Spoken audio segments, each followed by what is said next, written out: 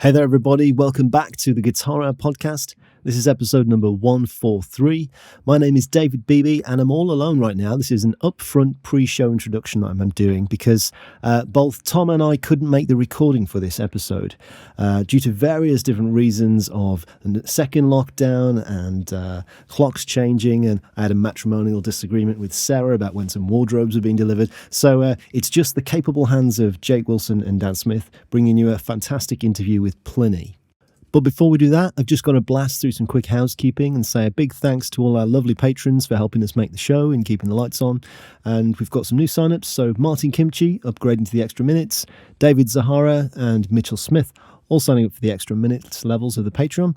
Just another quick plug for that. If you love what we do and you'd like to help us keep making the show, from just $1 a week, you'll get longer episodes, full-length interviews, the additional monthly Patreon bonus episode, and the video live streams as well at the Executive Producer Plus level. And other ways that you can support is to check out our lovely swag over on the TeeSpring store. We've got some T-shirts, stickers, that kind of thing. On that note, Chris Hanley, your competition T-shirts or your safe word T-shirt is winging its way to you. That should be with you shortly. Leave us a rating and review over on Apple Podcasts. Follow us on Instagram. Email into hello@theguitarhourpodcast.com and join in the discussion at the Facebook discussion group. We've got some fantastic shows coming up for you over the next few months. Some mind-blowing interviews coming in the can. So, can't wait to bring this to you. And the first of which is right here, right now.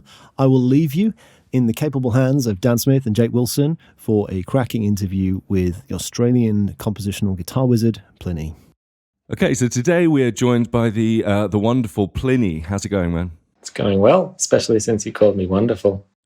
Yes, there we go. And also the fabulous Mr. Dan Smith. Oh, thank you very much. Fabulous. I'll take that.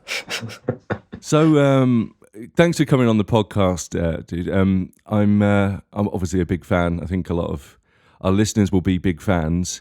We do have a wide range of people who listen to this show. So for the benefit of anyone who hasn't heard about you, what you do, maybe half a minute to kind of give a brief outline of what you've been up to and what you're all about musically and all that kind of thing. Sure. My name's Plini. I'm from Sydney, Australia. I play guitar for fun, and playing guitar for fun has somehow turned into a career in the last few years. I make mostly strange instrumental guitar music. And I think that's way less than 30 seconds, but that's about all there is. Well, it's one way of putting it. I mean, I look from the sidelines, and obviously when you're not involved in doing the things, you see a very kind of highly polished, glossy version of oneself put out there, and at the moment, you've just released 2 new singles from your upcoming album. How's that all going? It's going really well. I mean, not many people have released music into a world where you can't tour, and then second single came out during a certain country's election. But I honestly can't complain about the attention that I've got, even if there are better places that everyone could have been focusing their attention. So yeah, it's all going great. Wicked, man. And you mentioned obviously that this is being released during a time when you can't go out on tour. Is that normally the way you organise your releases, that you would release an album and then go on tour, that sort of thing? I like to in theory. I mean, I'm terrible at being professional, which is, I guess, like the downside and the upside of being totally independent. To the point where I can do everything to the last minute. So I remember last EP, like we had tours booked and everything, but the actual EP wasn't finished. So it was all kind of being sold on a fiction that didn't exist yet. But I mean, it all worked out like in the end. But typically, I guess with a label, like you give them your album and then about 8 years later they release it and you go on tour. And yeah, I mean, for this album, I was planning to do a world tour and have it all booked and ready to go, and like a big spectacle, and then obviously that's not going to happen. Yet we hope it does happen at some point. Well, yeah. I mean, yeah, I'll tour when I can tour, but I mean, it hasn't really made a difference in any way more than me being like, oh, I'm done. What do I do now? Hey, can I come on your podcast? So this is my tour.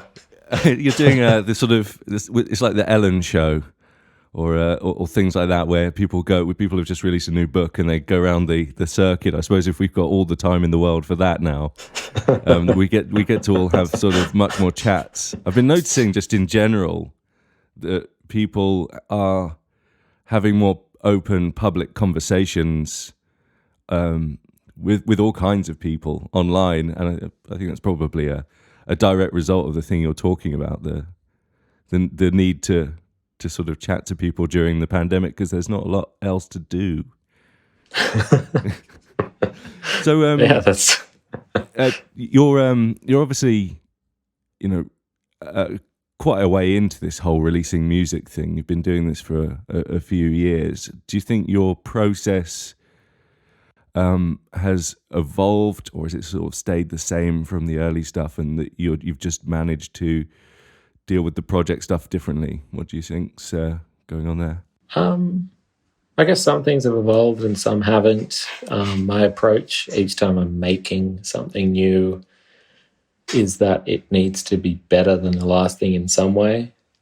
So after the first couple of releases, that meant going from MIDI drums and bass to real human drums and bass. And then into the next album was having Simon, who I think he did your album, right? He did. Yeah. I remember we were on tour somewhere. I don't know when it was anymore, but I remember hearing bits and pieces of him working on that and being like, who's this Jake Willson guy? This is sick. We should ruin him so I sound better. Very kind. Very kind. But yeah, so I went to no longer mixing myself to getting Simon to mix, which is a huge upgrade. And then obviously he's gotten better and better through time too. So this last album, we went into a nicer drum studio than before. Gave it a lot more time to come together. So it's just kind of been constant, finding things to upgrade. Not necessarily in a way that wouldn't make sense, not suddenly going to book 6 months in the studio to record the whole thing live or something like that, but just trying to find reasonable ways to do bigger and better.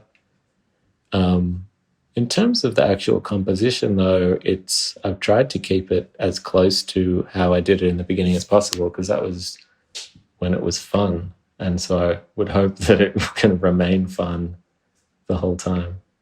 As far as the shift you mentioned there from sort of MIDI drums and things to human drums, as far as the compositional process, did you ever find yourself in a situation where you were using technology to potentially write things that were, say, tricky for a human to do, or did you have that mindset of do you play drums at all? Have you kind of visualized, if I put that there, that would be that that would be that hand, and then because it's the temptation is to go yes, and it's only some sort of 8-limbed freak could play it, Yeah. Drums was actually my first instrument, but this was a very brief thing, and my favorite drummer was Ringo from the Beatles, so I wouldn't say I got necessarily into the most technical side of drumming. Just wrote all the fills backwards. Oh, yeah. And then that was only a couple of years. But I guess I was lucky because the first human drummer I had was an 8-limbed freak, which was Marco Miniman. So I sent him pretty, I wouldn't say well programmed, but deliberately programmed as far as I knew what I wanted it to sound like.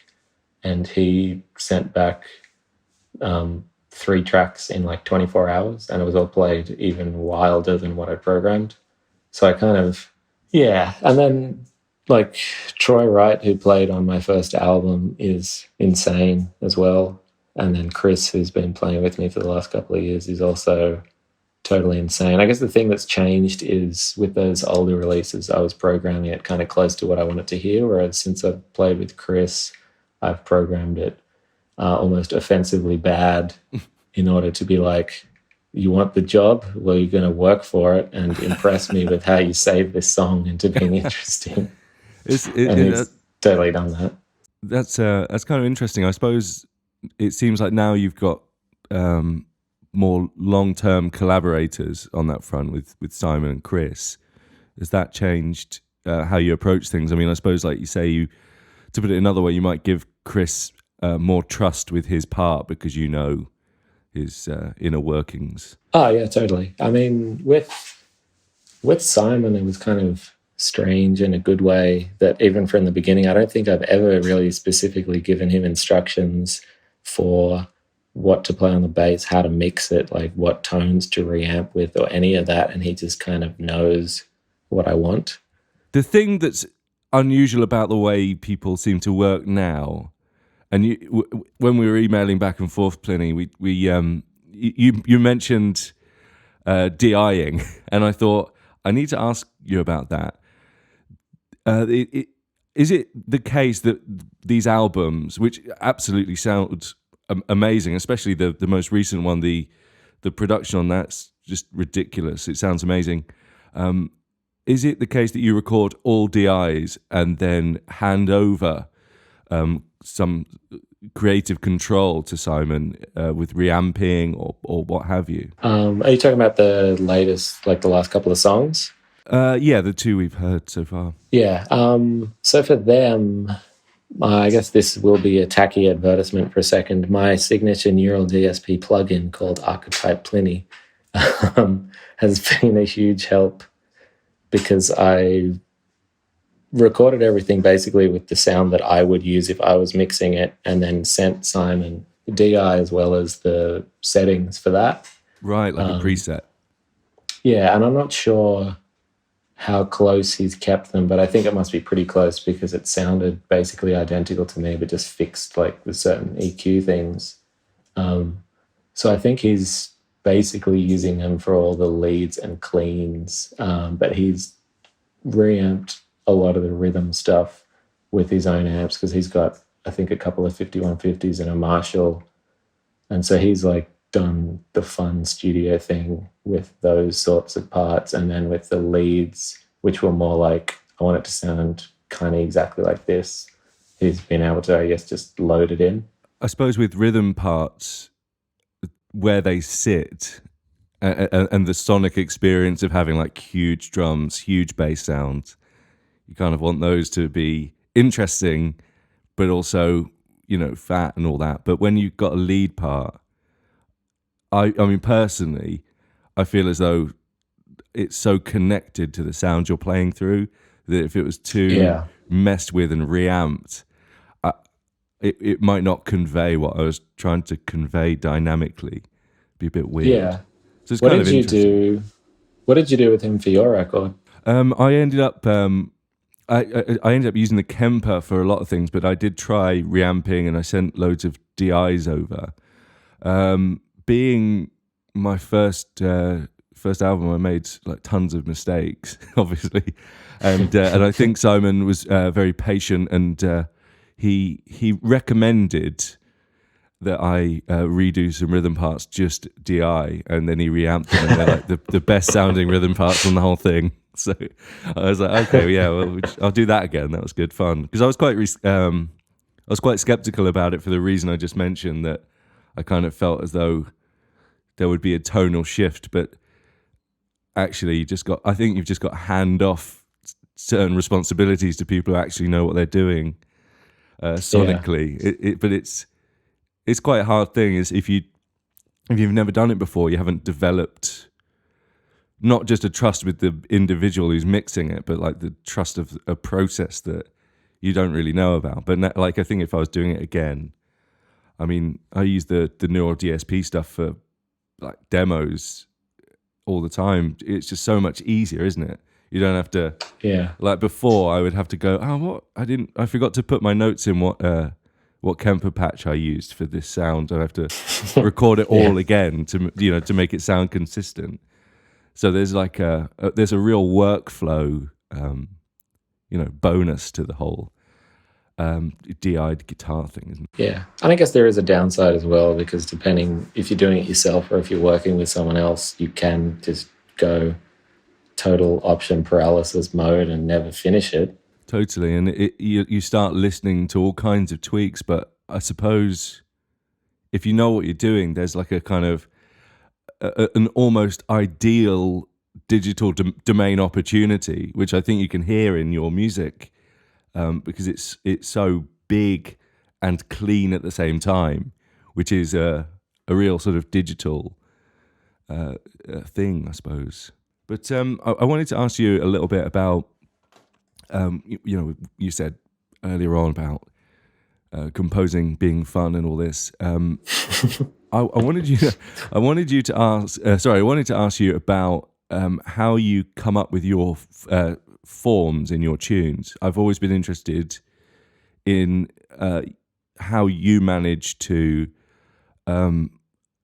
almost do away with the kind of verse chorus, middle eight chorus type structures, and yet it still sounds very narrative based. So I wanted to get your thoughts on that. I guess one thing that I've done a lot is find something that resembles a chorus, which is probably just a melody, and then use that a few times in a song, but usually with different, like in a different part of the arrangement. So like the latest song that I put out, which I can't even pronounce because it was a Wikipedia title. I think it's Papaleo or Papalilo.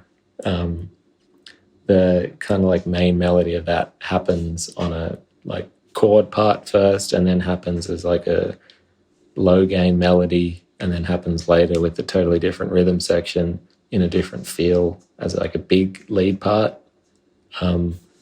So I think I've always tried to have some sense of familiarity throughout a piece without it necessarily being like a pop song where could be a copy paste of like this big epic chorus. I can't remember when it was. I think it was in the last year or so. Do you know Jakub Żytecki, the Polish guitarist? Yeah, fantastic guitar player and writer. He's like I just wish that he was the most famous guitarist ever, because I just think he's so good. But he's one of my like favorite people to talk about music with. And I remember sending him something I was working on, and we were talking about repeats in a song. And he said something which I also can't remember, but I'm just going to paraphrase and hope it's close enough. Like, why would you repeat this again? I feel like the song hasn't it hasn't earned a reason to repeat it again. And so that was kind of something that I took on quite a lot, in terms of if something seems like a really strong part, then you're probably going to want to repeat it once, but to repeat it a second time, you have to earn it in some way. Like you can't just have a double chorus at the end or something like that.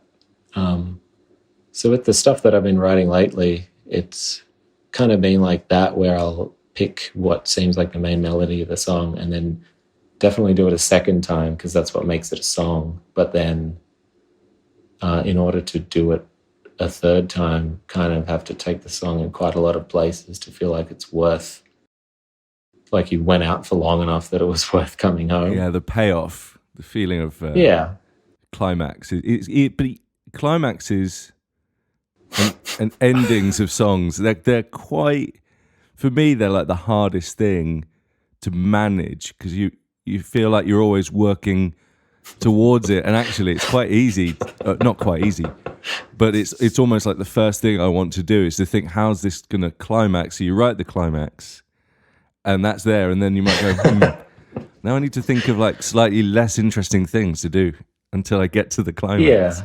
It's a weird process, I think. I think it's not necessarily a case of less interesting things to do, but I think like everyone knows what it's like to climax. But you have to just leave that there. In order for it to stay exciting, to climax as many times as you want in an album, the way that you approach it I guess, has to be different. So sometimes you need to really draw it out, and sometimes you don't. Well said.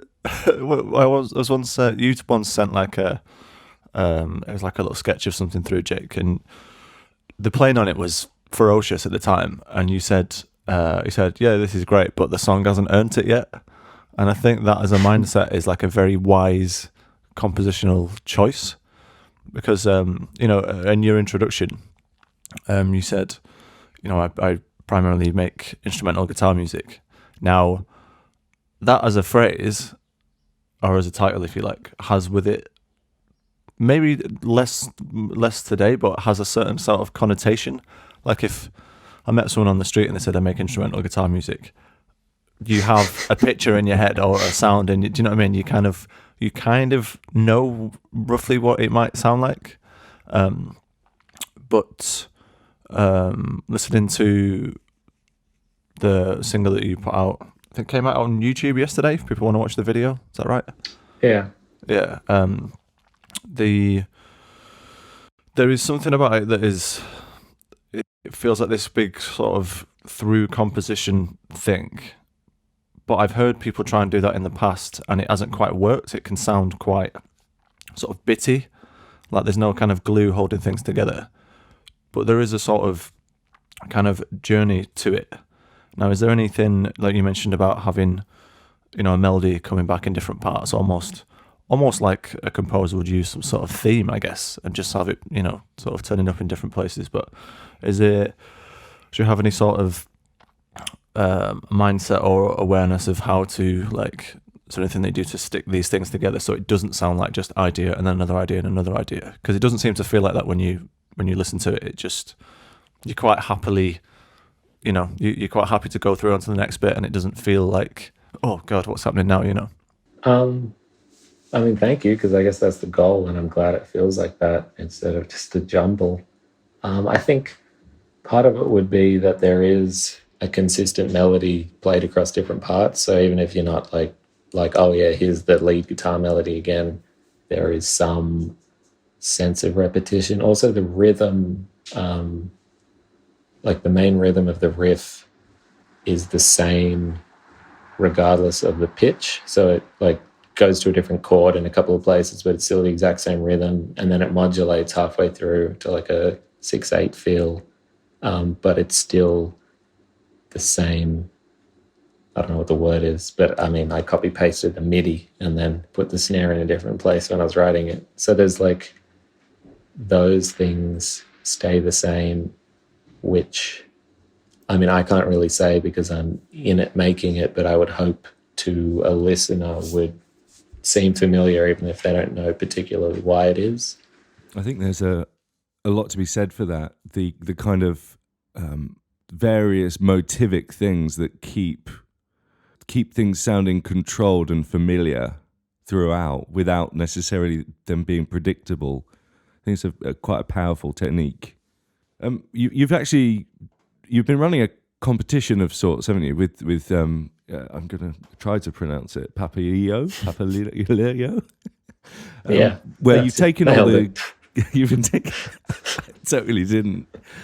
You've taken the lead. You're leading the rhythm guitars off, and you're asking people to, contribute their own thing to it. How's that going so far?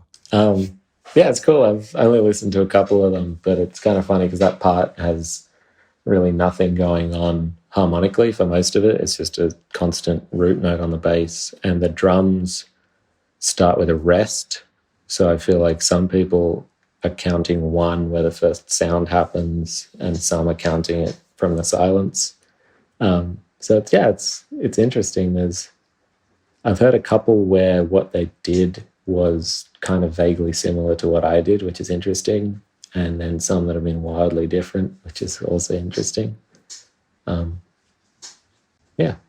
And now the song's out, so it's all over. I mean, the competition's still going, and I just hope that people will enter and either deliberately be weird or not listen to the song first.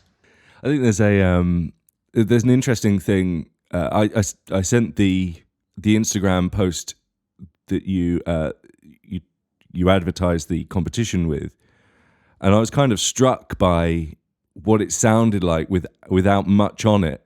It's quite an interesting thing. I think we all assume that there is this, especially when you're listening to, when it's finished, we all assume that there's a lot more going on with things, but actually there seems to be part of your music, which is trying to keep things, the energy of things managed so that there is kind of space and punch and things like that.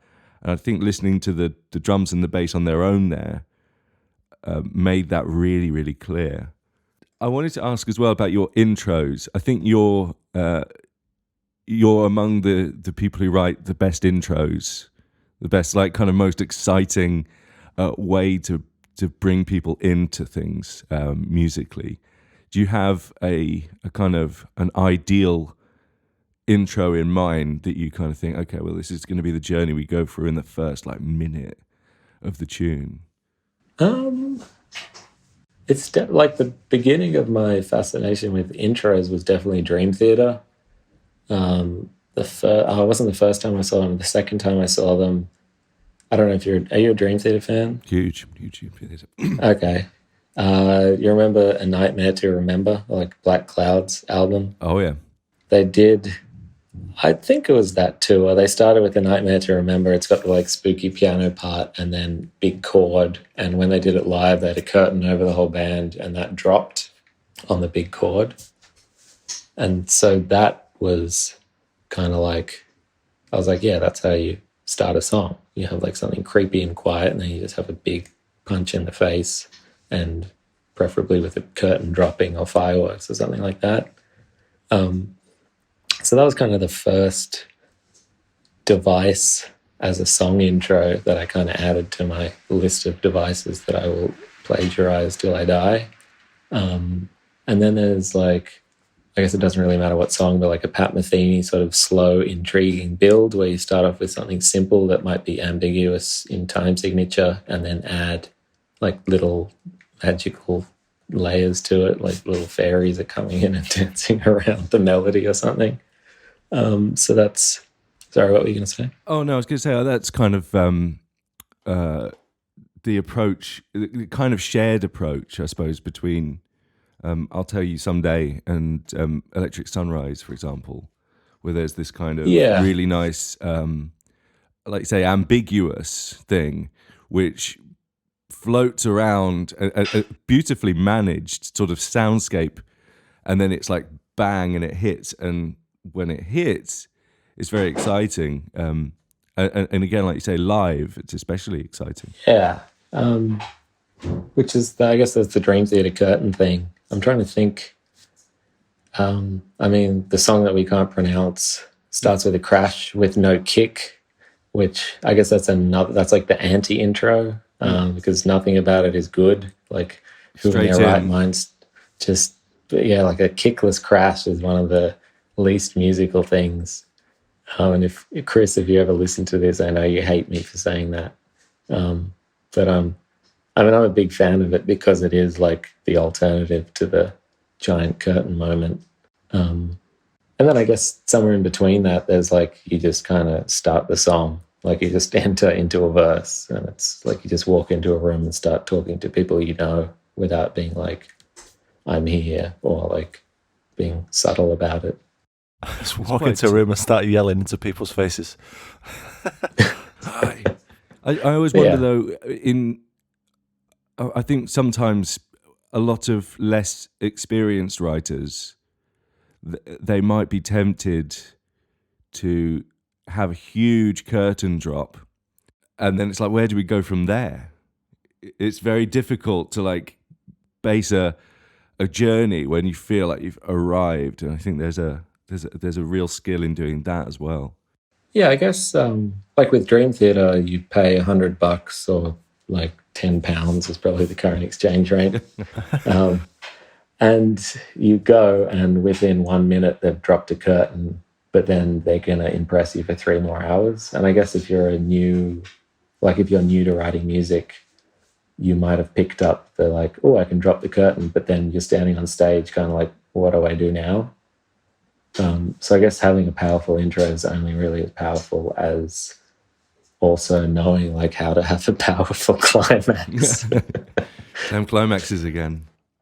Yeah, so you gotta, I guess, pay attention to how your favorite artists walk into a room and then how they eventually climax. Yeah, and how they manage all of the kind of the rigmarole between those two things. Yeah, the small talk and the canapes and whatever else happens. Well, speaking of which, actually the last Small time talk or canapes? Small Talk and Canapes, the new single. Last time we saw each other was at the Steve Vai gig in the Anaheim House of Blues. Is that right? Yeah. And that was kind of a great example of someone with those theatrical qualities, I suppose. And I mean, I think it's fair to say he's a big influence on all of us, but I think you perhaps wear that influence on your sleeve with pride. Yeah. Oh, yeah, absolutely. Man, that gig, I've seen Steve Vai probably 4 or 5 times, and I think that was the best, which is, like, hopefully he doesn't listen to this, but, like, he's obviously not any younger than he has been in the past, because that's how time works, but he's, like, played unbelievably. Like, tone was amazing, playing was amazing, all the improvised bits were amazing. And so that's a huge inspiration. The fact that he does such a wide range of stuff, like he doesn't just put out a guitar album every couple of years. He does orchestral stuff and collaborates with other people. That's an inspiration for, like, if I can be doing my own version of that throughout my career, that would be amazing. And then in terms of playing, like, it was always one of my favorites for getting kind of strange and weird with composition, as well as like what you can do with your hands on the guitar. So yeah, legend. I think as far as the again, listening to the single, there are elements of it that do sound quite Vai-esque, but not the obvious stuff. There's that thing of like a little bit like sort of maybe Bad Horsey or The Animal or something, where you've kind of got this sort of slightly dirty bass thing and then some kind of like sounds coming in over here, and then the guitar's sort of somewhere in the middle, but it's not the usual, Vai. It's not the usual sort of I want to play guitar like Vai. If you're saying I like some of Vai's compositional stuff, that's not necessarily like the obvious thing to take, if you see what I mean. Yeah. And it's I think it's like a kind of a more interesting way of doing it, because there's so many guys that when you hear them play, they sound like they're trying to sound like Vai, but taking little compositional elements is like it's a more intelligent and kind of honest thing to end up having, if you like. Yeah. Something that's always been like interesting and important to me when writing this music is thinking about like the rest of the band being at least, not even as good as me, definitely way better than me. And I mean, Steve Vai's band, depending who it is, like Jeremy Colson's like one of the sickest drummers. Even if he's not doing anything flashy, he's always like, he hits I guess you won't see this in a podcast, but he hits the snare from like the ceiling into the ground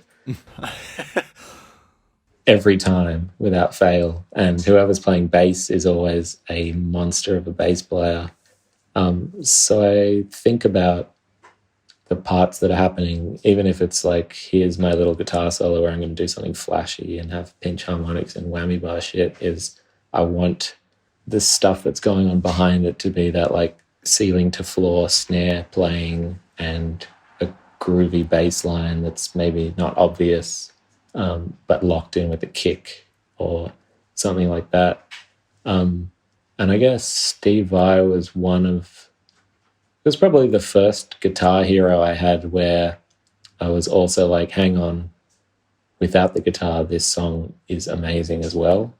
Whereas a lot of the sort of 80s guys that I found by looking up like fast guitar playing or like neoclassical shred.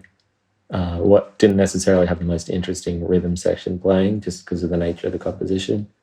So that's been a big inspiration, is to make sure whoever's doing something is doing it in an interesting, or at least a way that's exciting, even if it's just like a simple groove, like playing the best simple groove that you could be at that moment. And when you come up with stuff, is it led by a melody and then arranged around the melody, or is it the other way around? It's usually all the other stuff and then the melody, because if I'm writing something that ends up being or sounding complicated, it's usually complicated in terms of the rhythm or like a weird riff or a weird bass line or something like that. And then the melody on top is usually pretty simple. So I'll do all of that, kind of just with my fingers crossed that I'll be able to throw some catchy melody over the top later.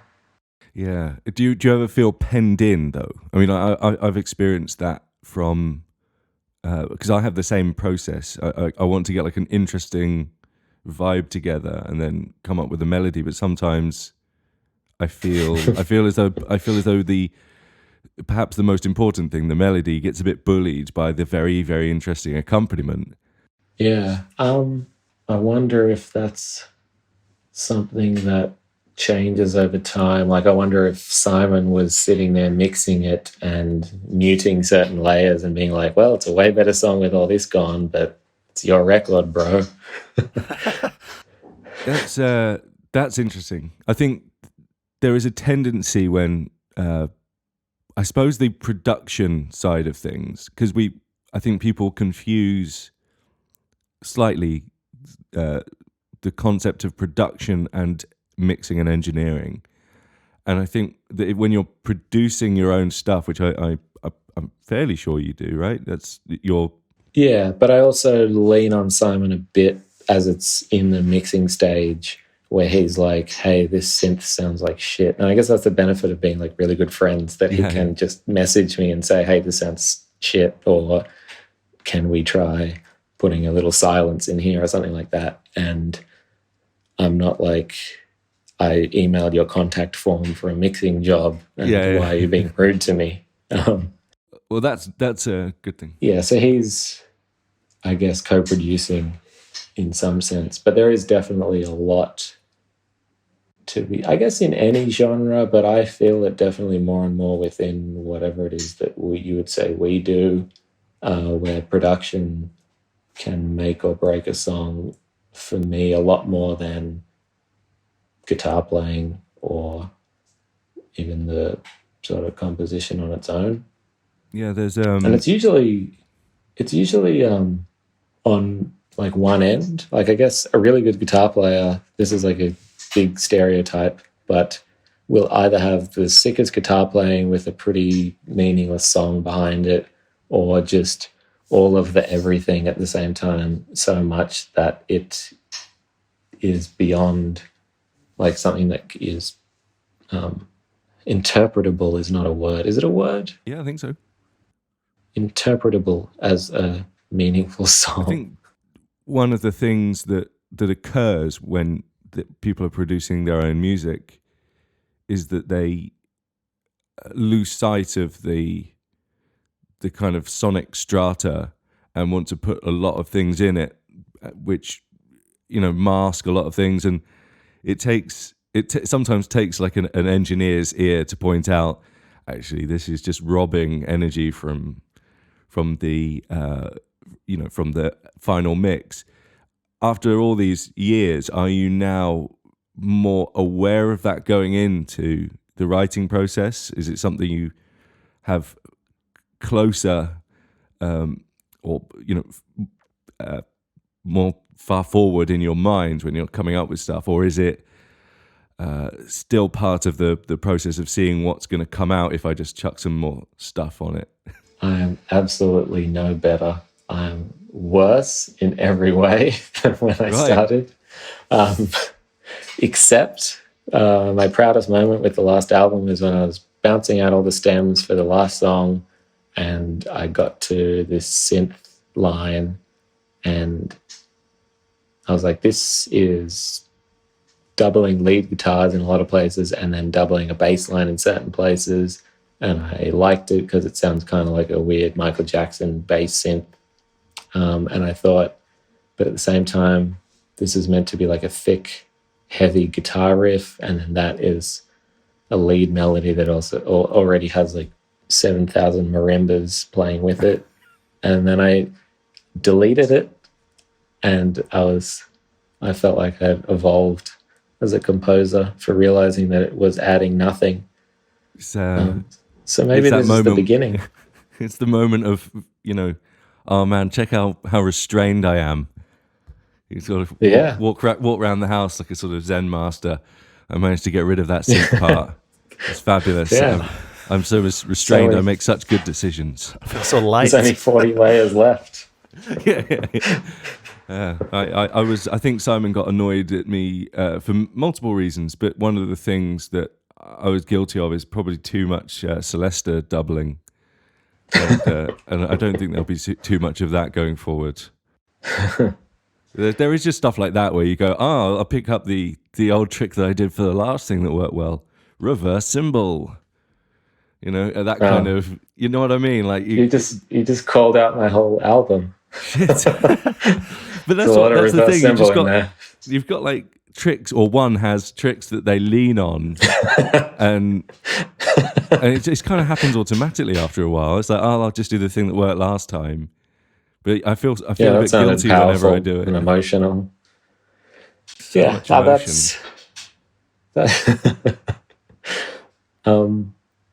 That's the thing that I suppose propels one forward, is looking for ways to present what you would hope would be genuine emotion in the first place in new and interesting ways. And after 4 EPs and 2 albums, maybe it's one doesn't need reverse cymbals anymore. I don't know. Do you ever listen to like amazingly produced? I mean, obviously your stuff is incredibly produced, but when you listen to like things more in the pop domain that don't need to lean on rhythm guitars in particular, I find myself getting very, very jealous of what they're able to achieve sonically. I remember seeing an Instagram story you posted up of Everything, who are one of my favorite bands. I get so jealous of what they are able to do because of having a vocalist, their lineup, their sort of overall sound. Even the way their vocalist sings allows them to do different things. And I sometimes feel frustrated knowing that these things aren't necessarily achievable in the guitar domain. Why aren't they? I think you can do it, or we can do it. Maybe it's more that I lack the chops, and I lean so far on the sort of, right, there will be bass guitar, there'll be a rhythm guitar, there will be an acoustic drum kit, and you'll like it, damn it. Yeah, and a Celeste.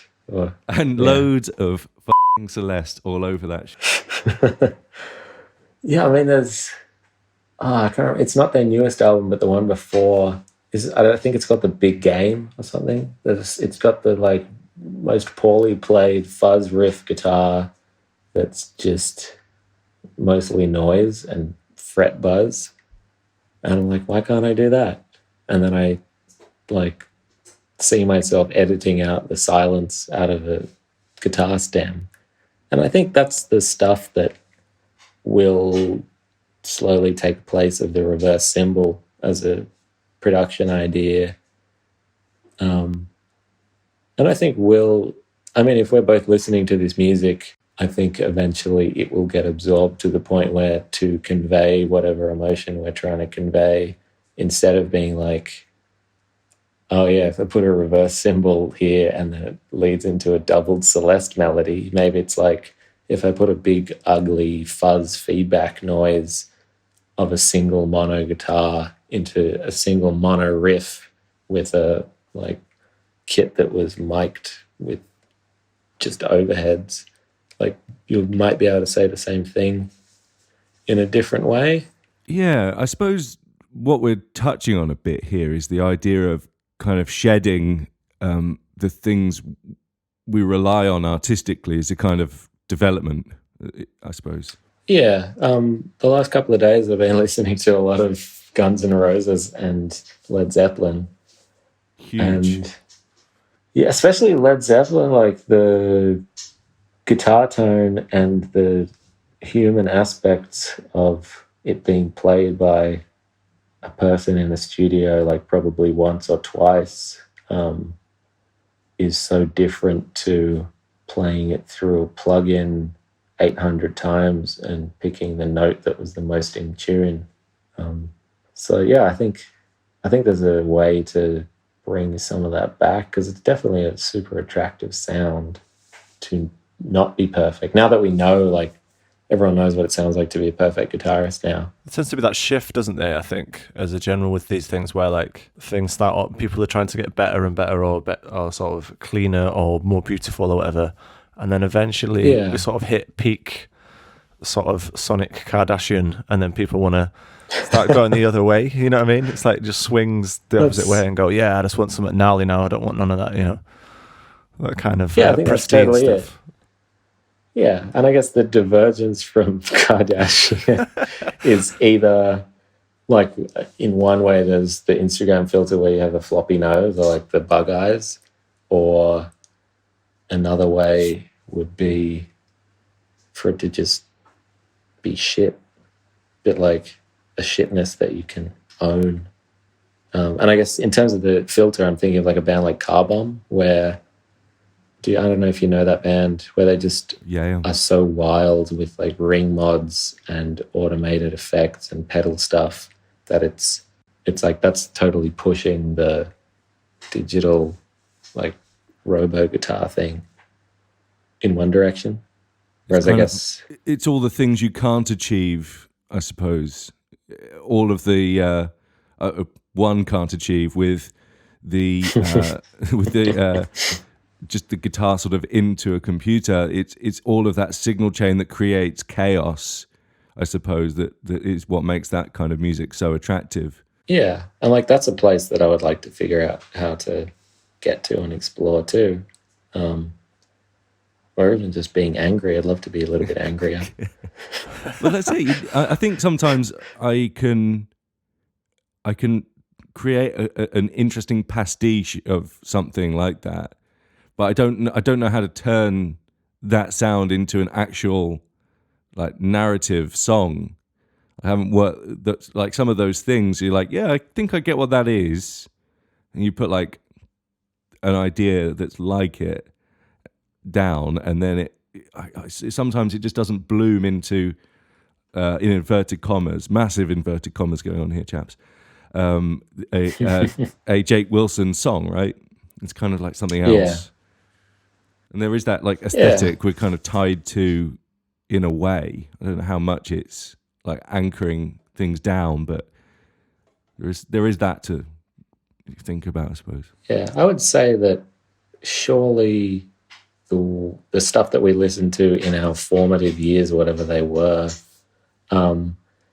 has probably been very, very, like a very strong stamp of, like for me, Dream Theater and Steve Vai and Joe Satriani. And then probably the last thing that was like that was Periphery, probably 10 years ago. And then since then, I've branched out into listening to other music, but like my musical childhood, I gave myself the certain trauma that not in a bad way, but I mean, I guess it's hard to unlearn some of that stuff. Like, oh yeah, the bass follows the kick because I like Periphery, and I have to add a Celeste because I like Jake Willson.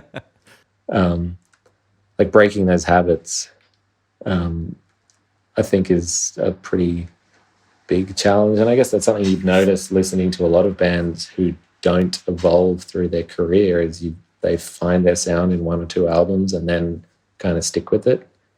And then there are the bands that don't, which I think probably takes a lot of work, or at least a lot of sort of reflection and talking about climaxing. Well, It's an on that note, oh sorry, Dan. On that note, we should maybe get on to the climax, which is Dan's questions. Oh yeah, so big three. So just three questions that we ask most guests. It used to be the three questions that we ask Auntie Wood, wasn't it? But we'd ask more people by that point. So the first one is gigs that you've played. So best gig, worst gig. Best gig. I've had a lot of best gigs, which I guess is fortunate. One that I always think of was in Nijmegen in the Netherlands, the end of last year with Periphery. For some reason, since we first started playing in the Netherlands, they have discovered that we love stroopwafels, which are like, I don't know if you've had them. It's like a caramel-filled biscuit. And typically, if you go to a cafe in the Netherlands, they'll put one on top of your coffee, so it's kind of melts and gets a bit gooey before you eat it. So I think since the second time we played there, people in the crowd would bring them and throw them at it or like to us. So this last gig, we were playing a song, I don't remember what song, and someone threw a packet, I think, to Simon, and he caught it and put it on top of his bass cab, and then had a point where I guess he wasn't playing, so he opened it up and gave one to Chris, the drummer. And then by halfway through the song, and I was like, I think it was Kind, which is a relatively, like, not intense, but I guess quite requiring of paying attention to what you're playing. So we're like 3/4 through this song, playing really well for some reason. Like, it was just, we were really good. All the notes were the notes that they were meant to be, and like the timing was the timing that it was meant to be. To the point where we were all eating waffles and playing and laughing and like feeding each other. And it was just ridiculous. Straight up waffle party. It was, yeah, there's probably a website that you don't want to go to called Waffle Party. That was definitely a good one. Worst gig. I don't know if I've had a worst gig. I won't say where it was in case anyone listening was there and had fond memories of it, but there was one gig where it was one of the few times in my life that I didn't want to be there. Like, I was in a very sour mood. It was really hot and I had a headache, and I was just being like just a moody fuck, basically. And the whole band went on stage. So the backstage was like detached from the venue. So the whole band left outside to go up this ramp through the door onto the stage. And I had to go to the bathroom or something lame. And then I finally left and walked to that door to get on stage, and it was locked and there was no one around. So I was just standing like outside a locked door to my own show, like not wanting to be there, like knocking against like house music and a crowd of people. Like, sounds like an anxiety dream. Like a sort of Spinal Tap kind of situation. Yeah. Well, I was kind of like, fuck, I hope you don't open it. I can go back to, there's like a loaf of bread in there that I can eat instead of being here. But eventually someone remembered that I'm in the band too and opened the door. And then the show was, I think, pretty fun. Yeah, but I think I've been too just excited to get to play music still, that I haven't really had a bad show. I mean, any technical issue I find funny more than distressing. That's probably a good attitude to have for that kind of thing. I know tech issues can absolutely topple some people depending on what it is they're trying to achieve, you know. All right, question 2 is, if you could jam with anyone, dead or alive? Ooh, I got to jam with Steve Vai, so I haven't thought about this too much. And like, yeah, that's kind of dumb, isn't it? I've toured with Jakob, and he's honestly like one of my favorite people to play music with. I guess Van Halen, I guess that's a kind of a sad one to say now, but that would have been really cool. I feel like of all the guitarists, I would have had the best time, regardless of what I played. It just would have been like the most fun jam. So yeah, I'm going to go with Van Halen. And then the last one is if you could recommend maybe an unknown player or band or artist or whatever that people may not have heard of. Jake Willson. Hey, Very, very kind. You know, payment in the post. Yeah. is that 2 L's or one? Thanks for having me, guys. Well, I've mentioned Jakob a lot. I'm trying to think of someone that's like even I haven't heard of yet. Good luck, man. I'm just gonna go with Jakob because I feel like he's eternally underrated. And if there's at least one person listening to this that hasn't heard of him, then they should check him out because he's the best. I think he's amazing, and one of the things that's interesting with Jakob is that when I first heard him, it was through JTC, and he had a Petrucci kind of vibe going on, but also, you know, clearly had explored a lot of the sort of fusiony harmony and, you know, playing.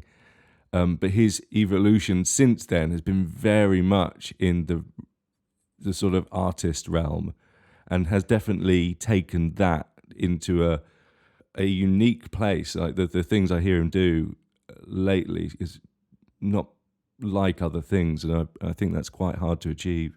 Yeah. I mean, he's all the stuff that we were talking about different production ideas and all that. I feel like he's just there already, and I'm just trying to catch up or like smell the exhaust fumes and see what they're like. We should get him on some point, but we must have you on again, dude. It's been a real pleasure. Yeah, anytime. Next tour or something, you know, maybe you're over here. Hopefully it's sooner rather than later. I get the chance I hope so. To chat and all that. Well, thanks again, and cheers. Over to Dave for the show outro. Thanks, guys. Hey guys, BB's back for the post-show sign-off. Thanks to Jake and Dan and Plini again for coming on the show. I hope everyone enjoyed the episode.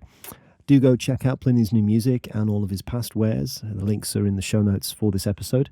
There's not much left for me to do, other than to thank all the patrons again and do the reading for our executive producers, who are Alan De La Cruz, Andy French, Dave Cookson, David Kisselbaugh, Elliot DeVries, James Wendt, Jury Popek, Jonathan Murrell, Mark Lee, Martin Mason, Matt Burtwhistle, Maxime Kaczynski, Michael Norris, Michael Smith, Mike Patty, Nick Gauntlet, Nico Akes, Norman Taylor, Paskin794, Pat De Jong, Robert Esleher, Sam Oxley, Sam Whiting, Tim Bennett, Ulf Schwarak, Volkan Bakirdan. Thank you guys so much for helping us make the show. And until next time, here are the Patreon bonus extra minutes with Plini, Jake, and Dan. Bye-bye.